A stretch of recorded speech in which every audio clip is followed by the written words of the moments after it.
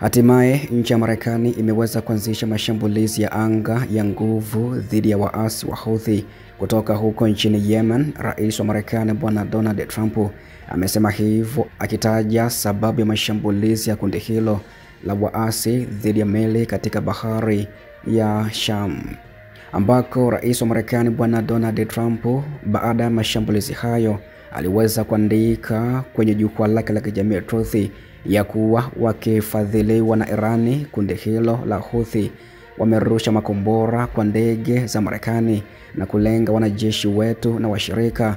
Trump aliandika hivyo kwenye jukwaa la kijamii la Truth na kuongeza kwamba uharamia, vurugu na ugaidi wao umegharimu mabilioni ya dola na kuweka maisha katika hatari. Ndivyo pia namna ambavyo Trump aliweza kuandika baada ya mashambulizi kufanyika huko katika kundi au kuelekea kundi la Houthi huko nchini Yemen, ambako kwa mujibu wa Wizara ya Afya kutoka nchini humo inayoongozwa na Houthi imesema takribani watu 23 wameweza kuuawa, ambako awali walikuwa 15.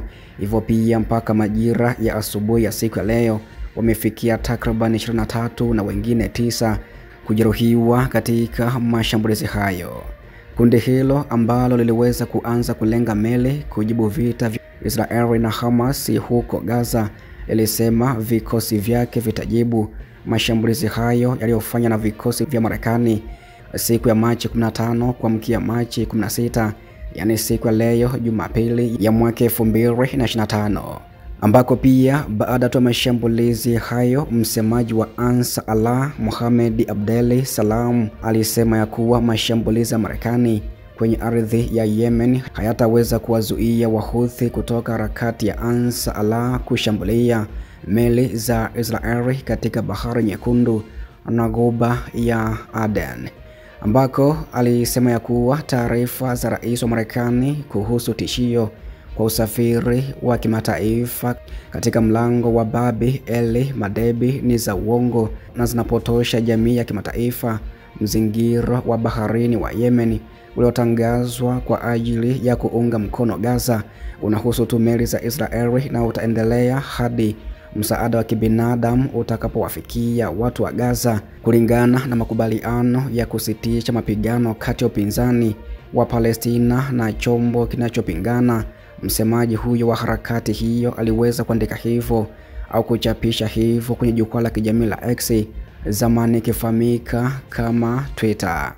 Lakini pia kabla ya taarifa hiyo, taarifa nyingine ambayo iliweza kuchapishwa ni kuhusu ya kuwa Wahouthi kutoka huko harakati ya Ansar Allah Yemen ya kuwa wako tayari kushiriki katika mazungumzo na utawala wa Marekani ili kufikia amani, mradi tu Washington ionyeshe nia ya dhati ya kufanya hivyo. Msemaji wa harakati hiyo ambaye hakuweza kuwekwa wazi kwa jina lake aliweza kukiambia kituo cha habari cha Al Arabi kutoka nchini Qatar, ambako uvamizi wa Marekani ni shambulio lisilo na msingi na ni ukiukaji wa uhuru wao. Afisa mwandamizi wa harakati aliweza kukiambia hivyo chombo cha habari kutoka kwa Katari, ambako pia alisema mazungumzo yanaweza kufanyika, daima wanaunga mkono mazungumzo.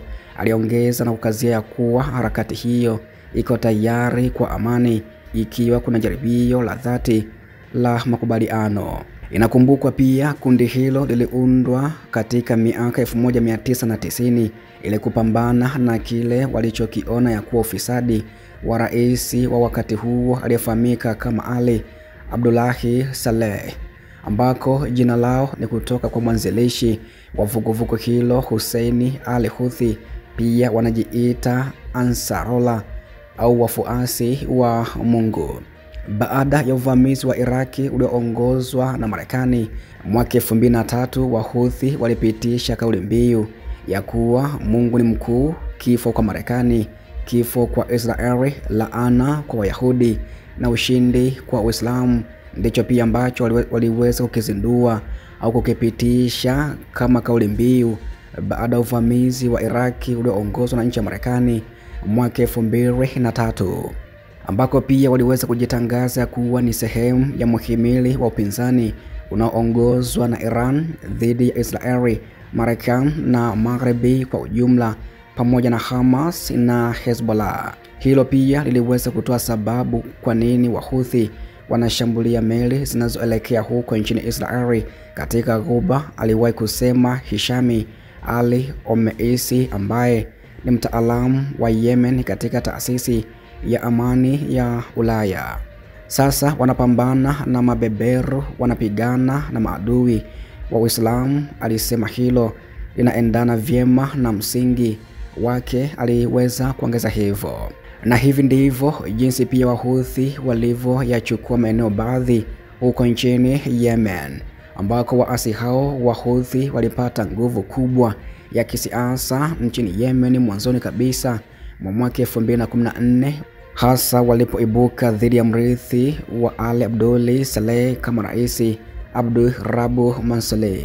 Baada ya kufikia makubaliano na Saleh, adui yao wa zamani walikusudia kumrudisha madarakani, ambako pia waliweza kuchukua udhibiti wa jimbo la Saada kaskazini mwa Yemen, na mapema mwaka 2015 waliweza kuteka mji mkuu wa Sanaa na kumlazimisha hadi kukimbilia nje ya nchi.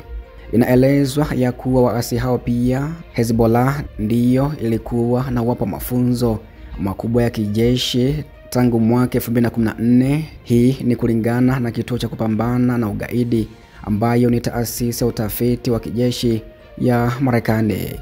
Wahouthi pia wanaichukulia Iran kama mshirika kwa sababu Saudi Arabia ni adui wao wote, ambapo Iran inashukiwa kusambaza silaha kwa waasi wa Houthi. Waasi hao wa Houthi wamerusha maelfu ya makombora ya masafa mafupi dhidi ya Saudi Arabia, na pia wameshambulia maeneo ya Umoja wa Falme za Kiarabu.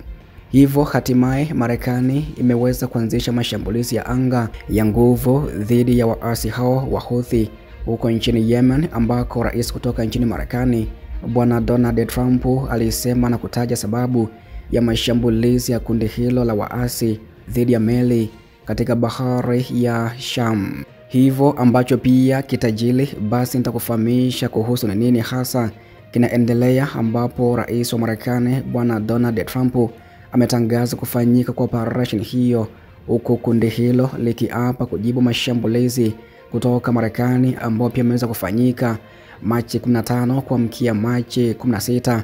Hivyo basi cha msingi endelea kunitembelea kila siku, na pia umebonyeza neno subscribe kama bado hujafanya hivyo, ili pia ripoti zote hizi ambazo nimekuwa nikikufahamisha basi uweze kuzipata kwa muda mwafaka kabisa. Asante, na pia karibu sana hapo baadaye kwa taarifa zingine zaidi siku ya leo ya Machi 16 ya mwaka 2025.